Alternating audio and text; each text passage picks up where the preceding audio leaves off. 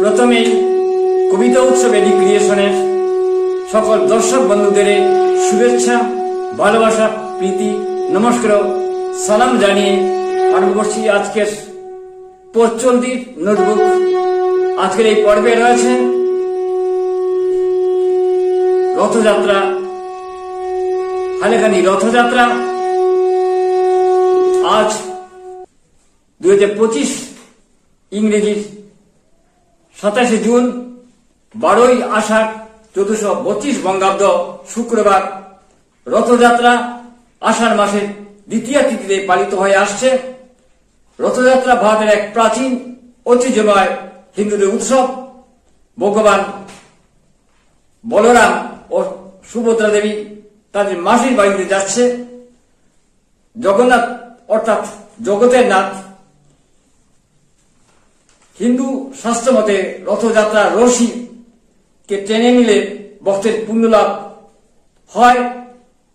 এই উৎসব ভক্ত ভগবানের মিলনের উৎসব।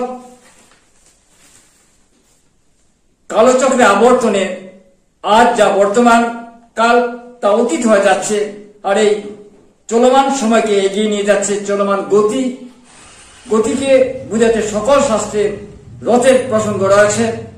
ভারতীয় উপনিষদ পুরাণেও রথের প্রসঙ্গ রয়েছে।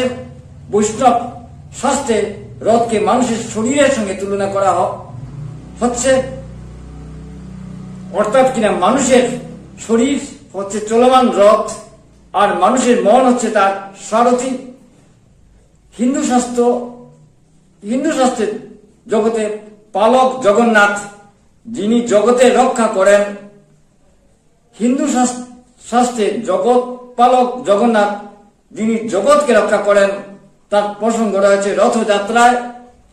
উল্লেখ্য, রথযাত্রার পারিবারিক ছবি আমরা দেখতে পাই। জ্যেষ্ঠ ভ্রাতা বলরাম তার ভ্রাতা জগন্নাথ মাসির বাড়িতে যাত্রার বেতন অনেকের সঙ্গে দেখা হচ্ছে। বেতনের পারিবারিক পরম্পরার পাশাপাশি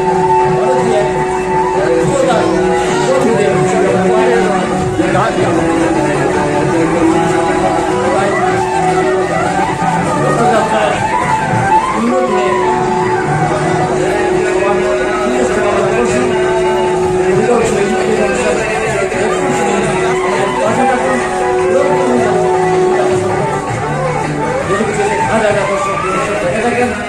দেখুন, দেখতে ভালো লাগবে।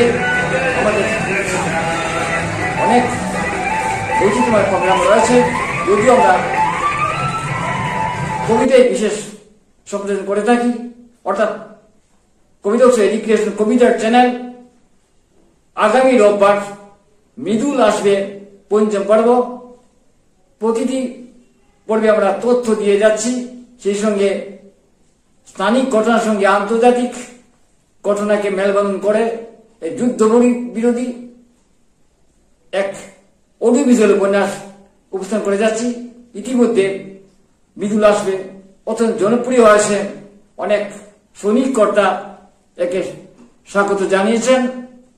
তাহলে আজ এখানেই শেষ করছি। ভালো থাকুন। জয় জগন্নাথ।